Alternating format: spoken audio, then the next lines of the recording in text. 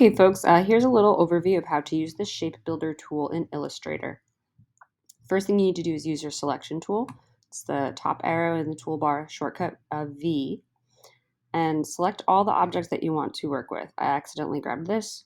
I'm going to hold down Shift and click it so that I can deselect that. All right, so I've got, these are the shapes I want to work with. After I've selected them, I get the Shape Builder tool from the toolbox. The shortcut is Shift M. And the way Shape Builder works is when you hover over an area, whether it's an overlap of two shapes or just, not, you'll get this kind of gridded dark section to let you know that's the area that is active. If I click, nothing happens, but if I click and drag, they merge together. So you can click and drag to merge sections together. And if you want to remove certain sections, you're just going to hold down Option on a Mac or Alt on Windows, and you can see the cursor changes to have a minus sign next to it, and click and drag.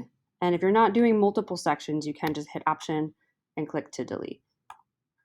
And there you have it. Now this is one single closed path that looks kind of like a wrench.